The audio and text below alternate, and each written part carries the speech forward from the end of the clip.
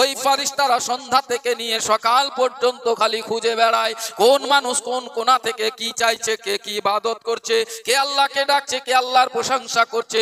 নবী গো, এই মুকদ্দাস মাসের মধ্যে আমি 5টা রাত এমন রেখেছি যে হাজার হাজার গুণেরও বেশি নেকি তাকে দান করা হবে। ভাইরা আমার, এই রমজানুল মুবারকের মাসে যদি কোনো মানুষ যদি গুনার কাজ থেকে দূরে থাকে, গুনার কাজ থেকে যদি সরে থাকে, সঠিকভাবে রোজা আদায় করে, যদি ইসলামিক বক্তব্য শুনে কোরআন তেলাওয়াত করে, তো ওই মানুষ ঈদের পর থেকেও হেদায়েত প্রাপ্ত হয়ে যায়, হেদায়েত পেয়ে যায়। কিন্তু আজ দেখা যাচ্ছে যে আমাদের মধ্যে রমজানে রোজা রাখছে, নামাজ পড়ছে, তারাবি পড়ছে, সবই পড়ছে, কিন্তু হেদায়েত পায় না। এর কারণ হলো এটাই, যারা শয়তানের আসওয়াসাটা তারা ছাড়ে না, ওই শয়তানের কাজ তারাই ধরে থাকে।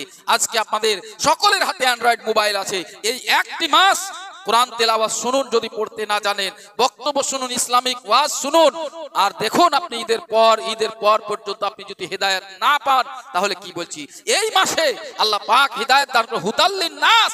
এই শাহরু রমাদান আল্লাযী উনজিলা ফীহিল কুরআন, এই মাসে তো আল্লাহ কোরআন নাযিল করেছেন। কিসের জন্য নাযিল করেছে? মানুষকে হেদায়েত দেওয়ার জন্য, আর সঠিক মন্দ ভালো খারাপ এই সবকে পৃথক করার জন্য এই কোরআনকে আল্লাহ পাক এই রমজান মাসেই নাযিল করেছে। তাহলে ভাইরা আমার, এই রমজান মাসকে উদ্যোগ করে কেন্দ্র করে আজ একটি মাসের জন্য আপনি সুদ খাওয়া বন্ধ করুন, একটি মাসের জন্য জিনা করা বন্ধ করুন, একটি মাসের জন্য রিশওয়াত খাওয়া বন্ধ করুন, একটি মাসের জন্য পাড়া প্রতিবেশীদের সাথে দুশমনি করা ভুলে যান। এই একটি মাসের জন্য আপনি শুধু নেকি অর্জন করুন। দেখুন, আপনি ঈদের পরের দিন থেকে যদি আপনি হিদায়াত না পান, তারপরে এসে বলবেন যে হুজুর আমি তো হিদায়াত পেলাম না, একটি মাস কন্টিনিউ আমি নামাজ পড়েছি, ইবাদত উপাসনা করেছি, রোজা রেখেছি, কোনো পাপ করিনি, গ্যারান্টির সহিত বলছি এই একটা মাস আমি কিছুই করিনি, আমি তবু হেদায়েত পাইনি। তখন বলবেন আল্লাহ রাব্বুল আলামিন যখন কোরআনের মধ্যে বলেছেন হুদাল্লিন নাস, মানুষের হেদায়েতের জন্য, তাহলে আপনি একটা মাস শুধু সঠিকভাবে পালন করুন। ভাইরা আমার, কারণ আমরা মানুষ হচ্ছে একটা বোকা ধরনের, বেওয়াকুফ যাকে বলা হয়, মানে হাতের কাছে জানা সত্ত্বেও, যেমন সিগারেট খায় না এটা হানিকারক তবুও খায়, বিড়ি খায় না এটা হানিকারক তবুও খায়, এইরকম ক্ষতির জানার সত্ত্বেও এই মানুষ ওই ক্ষতির দিকে অগ্রসর হয়ে যাচ্ছে। আল্লাহ কোরআনের মধ্যে বলছেন ওয়াইলুল লিকুল্লি হুমাযাতিল লুমাযা, কে তোমরা খাসারার মধ্যে আছো, ওয়াল আসরি ইন্নাল ইনসানা লাফি খুসর, আমি একবারে 100% বলছি এই মানুষ ক্ষতির মধ্যে আছে। কে বলছেন এটা? আল্লাহ পাক বলছেন যে যখন মানুষ ক্ষতির মধ্যে, এই ক্ষতির মধ্য থেকে আমরাকে দূরে সরে যেতে হবে, এটা আমরা না করে আমরা করি কি, আবার ক্ষতির দিকে আমরা এগিয়ে যাই। হযরতে জালালউদ্দিন সিউতি রহমাতুল্লাহ আলাইহি তার কিতাবের মধ্যে একটা গ্রহণযোগ্য কিতাব, ওই কিতাবের মধ্যে একটা ঘটনা বর্ণনা করছে বাবা, যে এমনই একটা দেশ আছে, এমনই একটা রাজ্য, এমনই একটা দেশ আছে, এমনই একটা মুলক আছে, যেমন ভারতবর্ষ আমাদের একটা দেশ, পাকিস্তান একটা দেশ, বাংলাদেশ একটা দেশ, এই রকম একটা দেশ ছিল। হযরতে জালালউদ্দিন রুমি রহমাতুল্লাহ আলাইহি বলছেন ওই দেশে হুকুমরা ইয়ানি প্রধানমন্ত্রী ইয়ানি রাজা বাদশাহ এমনই লোককে যুক্ত করা হতো, এমনই লোককে চয়ন করা হতো যে বৎসর যখন শেষ হতো একটা তারিখ ছিল, একটা ডেট ছিল, ওই ডেটের মধ্যে বর্ডারে গিয়ে দাঁড়িয়ে থাকতো, কিছু কমিটির লোক ওই বর্ডারে গিয়ে দাঁড়িয়ে থাকতো। আর যখন কোনো অন্য ব্যক্তি ওই সকাল সকাল সর্বপ্রথম যেই ব্যক্তি ওই বর্ডার থেকে ওই দেশের মধ্যে প্রবেশ করত, ওই ব্যক্তিকে ধরে তখন তারা সিংহাসনে বসিয়ে তারাকে রাজা বানিয়ে নিত, বাদশা বানিয়ে নিত। কেমন ভাবে?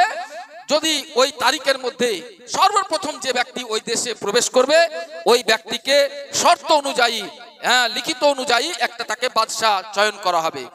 তখন এইভাবে তারা বাদশাহ চয়ন করত 1 বছরের জন্য।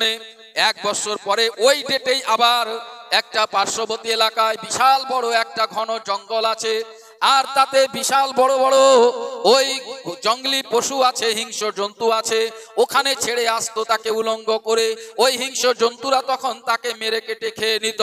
এটাই শর্ত ছিল যে বাবা আমরা আমাদের দেশের লোক তোমাকে বাদশাহ করবে 1 বছরের জন্য, আর এই 1 বছর তুমি বাদশাহী করবে, তোমার হুকুম অনুযায়ী সব রাজা প্রজা ওজির নাজির সৈন্য সামন্ত সব তোমারই কথা মান্য করবে, তোমার যা ইচ্ছা তুমি আয়েশ ইশরাত করবে, তুমি খাজানা সমস্ত কিছুরই চাবি তোমার কাছেই থাকবে, তুমি যেইভাবে খরচ করবে সব তোমার অধীনে থাকবে, কিন্তু 1 বছর। তখন লোক বলে 1 বছর পর, বলে 1 বছর পর ওই দেখো ঘন জঙ্গল, যেখানে বিশাল বড় বড় হিংস্র জন্তু আছে, ওখানে তোমাকে ছেড়ে আসা হবে। বলে ঠিক আছে, থেকে গেল। কেউ থাকতো 1 বছর ऐश করতো, ইশরাত করতো, খুব খাওয়া দাওয়া ऐश ইশরাত করতো। যেমনই ডেট আসতো ওই ডেটে ওই বাদশাকে তুলে গিয়ে ওই জঙ্গলে ফেলে আসতো। আর পরবর্তীতে আবার ডেটের সময়তে আবার বর্ডারে গিয়ে দাঁড়িয়ে যেত যে আবার কোনো নতুন লোক আসছে কিনা। কিন্তু আমাদের দেশের কেউ রাজা হতে পারবে না, সব বাইরে দেশে। একদিন বাবা জালালউদ্দিন রুমি রহমাতুল্লাহ আলাইহি বলছেন, একদিন ডেট হয়ে গেছে, বর্ডারে গিয়ে দাঁড়িয়ে গেছে, বাদশা চয়ন করবে। এমতো অবস্থায় দেখছেন একটা আলিমে দ্বীন চলে আসছেন, কোন সুবহানাল্লাহ। একজন আলিমে দ্বীন বলা হয় একজন শিক্ষিত ব্যক্তিকে, যার পরিপূর্ণ জ্ঞান আছে, যার পরিপূর্ণ জ্ঞান, সে সঠিক কাজে ব্যবহার করে। শুধু জ্ঞানী হলেই আলেম হয়ে যায় না, শুধু শিক্ষিত হলেই জ্ঞানী হয়ে যায় না, ভালো মানুষ হয়ে যায় না বাবা। শিক্ষিতর সাথে সাথে শিক্ষা অনুযায়ী তাকে শিক্ষার কাজ করতে হবে, তার চাল ঢাল চলন ফিরন সব কিছু শিক্ষিত অনুযায়ী করতে হবে, তবেই তাকে আলিমে দ্বীন বলা যাবে। একটা আলিমে দ্বীনকে দেখা হলো, দ্বীনকে ধরা হলো। বলে হুজুর আমাদের দেশের আপনি বাদশাহ। বলে কি করে? বলে আমাদের দেশের এই এই রুলস আছে, এই এই নিয়ম আছে, আপনাকে 1 বছরের জন্য বাদশাহ চয়ন করা হলো। তখন আলিমে দ্বীন বলে তাহলে 1 বছর পর কি হবে? বলে 1 বছর পর আপনাকে ওই ঘন জঙ্গলে ফেলে আসা হবে, ওখানকার হিংস্র জন্তুরা আপনাকে কি করবে না করবে সেটা তারাই জানে, কিন্তু 1 বছরের জন্য আপনি বাদশাহী করতে পাবেন। ওই আলিমে দ্বীন বাবা যখন বসে গেল চেয়ারের মধ্যে, সিংহাসনের মধ্যে, সমস্ত খাজানার চাবি ওই বাদশার হাতে, আলিমে দ্বীনের হাতে দিয়ে দিল। সমস্ত প্রজাতন্ত্রের হুকুমরা তার হাতে দিয়ে দিল, ইয়ানি হুকুমরা ওই দেশের বাদশাহী, সমস্ত লাগাম তার হাতে দিয়ে দিল। ওই বাদশাহ আলিমে দ্বীন তখন বাদশাহী করতে লাগলো। দ্বিতীয় দিন ওই সমস্ত কমিটির লোককে, ওজির প্রজাদেরকে ডেকে বলল, বাবা ওই 1 বছর পর যেই জঙ্গলে আমাকে ফেলে আসবে, ওই জঙ্গলে আমাকে নিয়ে চলো, আমি একবার দেখে আসি আমার সেই জায়গাটা কেমন। ওই উজির প্রজা সৈন্য সামন্ত নিয়ে ওই আলিমে দ্বীন বাবা ওই জঙ্গলের মধ্যে প্রবেশ করলো। সেখানে দেখলো মানুষের খুলি হাড় পড়ে আছে, আর জঙ্গল চতুর্দিকে কাঁটা বিক্ষিপ্ত হয়ে আছে। এমন ঘন জঙ্গল বাবা যে দিনের বেলায় মানুষের অন্তর রু কেঁপে যায়, ওই রকম জঙ্গল। চতুর্দিক থেকে হিংস্র জন্তু, বন্য জন্তুর আওয়াজ আসছে। ওই বাদশা তখনই সমস্ত সৈন্য সামন্ত নিয়ে সিংহাসনের মধ্যে এসে বসে সর্বপ্রথম যেটা হুকুম রায় পেশ করলো, যে আমার হুকুম হচ্ছে এটাই, কারণ আমি এখন বাদশাহ, আমার কথা সবাই শুনবে। বলে হ্যাঁ। খাজানার টাকা পয়সা আমি যেমন ইচ্ছা তেমন আমি খরচ করতে পারবো। বলে হ্যাঁ। তাহলে কি করো?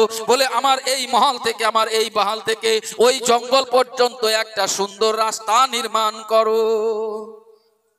ওই আলিমে দ্বীনের কথা অনুযায়ী, কারণ 1 বছরের জন্য বাবা উনি বাদশাহ হয়ে আছেন, ওনার কথা মানতেই হবে।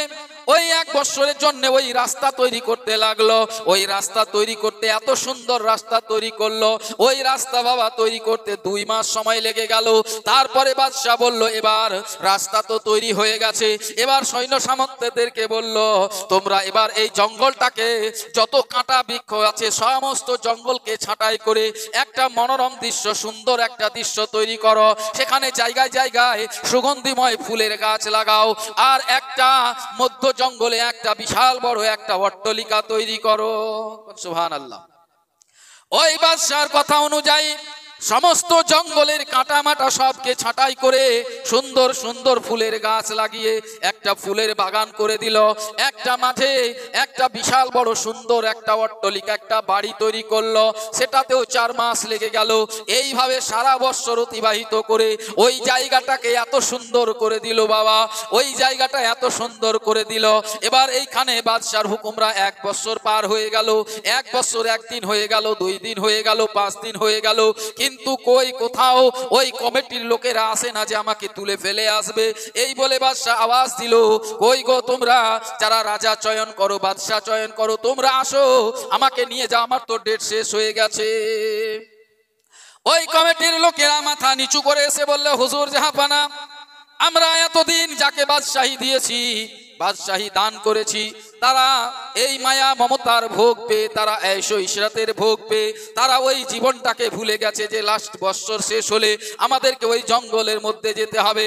হুজুর সবাই বেওয়াকুফ ছিল, সবাই আকলমন্দ ছিল না, কিন্তু আপনি এমন জ্ঞানী মানুষ, আপনি এত আকলমন্দ মানুষ যে আপনি আর এখান থেকে বাদশাহী ছাড়বেন না, হামেশা হামেশা কে লিয়ে আপনি আমাদের বাদশাহ হয়ে গেলেন।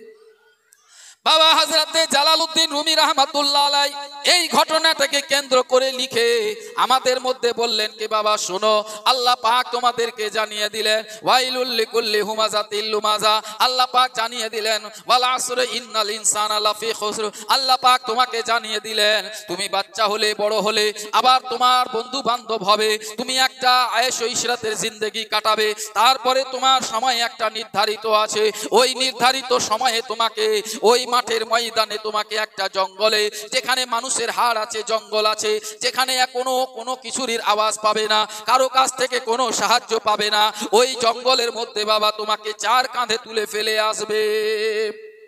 তো ওই সব লোকের মতো তোমরা বেওয়াকুফি করো না, ওই সব লোকের মতো তোমরা মূর্খামি করিও না।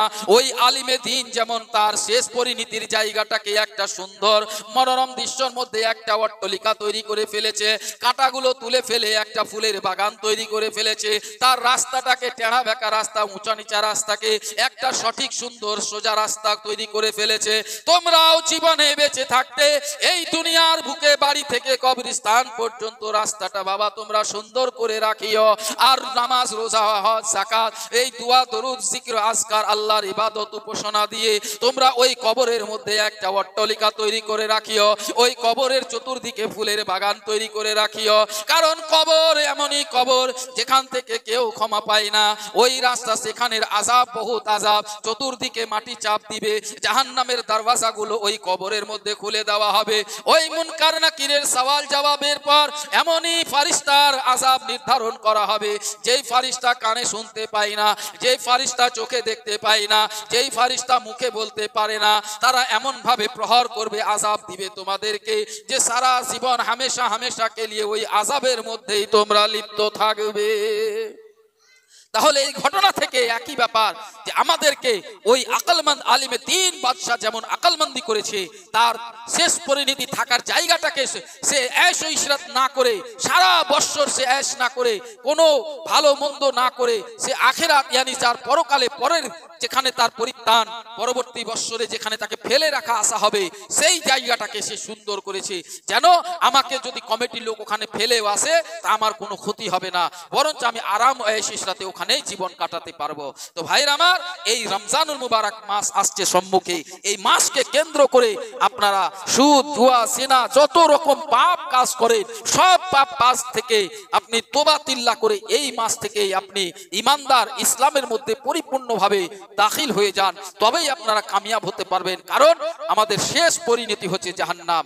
আল্লাহ পাক আমাদের জন্য জান্নাত তৈরি করেছেন, আল্লাহ আমাদেরকে জান্নাত দিবেন বলে এই রমজান মাসের এক একটা নেকিকে 70 গুণ করে দিয়েছেন, এক একটা রাতের ইবাদতকে, 5টি রাতকে হাজার নফলের চাইতে, হাজার নেকির চাইতে বেশি নেকি দান করবেন। কারণ আল্লাহ চান না যে কোনো মানুষ, কোনো বান্দা আমার জাহান্নাম চলে যাক। এমন এমন আল্লাহ বাহানা দিয়ে দিয়েছে, এমন কি এই রমজান মাসে যদি এক ঘুট পানি খাইয়ে আপনি ইফতার করান কাউকে, তাহলে আপনি জান্নাতি। যদি একটা খেজুরের দানা দিয়ে কাউরি রোজা খুলান, সেটা হলো আপনি জান্নাতি। 1 টাকা দান করেন, খায়রাত করেন, সেই বাহানাতে হয়তো আল্লাহ আপনাকে জান্নাত দিয়ে দিতে পারেন। কারণ জান্নাতটা তৈরি করেছেন বান্দাদের জন্যই। তাহলে ওই জান্নাতটাকে এত সুন্দর সহজ আল্লাহ তৈরি করে দিয়েছেন, কিন্তু আমরা মানুষ, আমরা সেই মূর্খামুর দিকেই চলে যাচ্ছি, আমরা বোকামু করছি। এই বোকামু আর মূর্খামু ছেড়ে দিয়ে একটা জ্ঞানীর পথ অবলম্বন করুন, যাতে আমাদের পরকাল আখিরাত আমাদের সঠিক হয়। ওয়া আখিরু দাওয়ানা আলহামদুলিল্লাহি রাব্বিল আলামিন। আসসালামু আলাইকুম ওয়া রাহমাতুল্লাহ।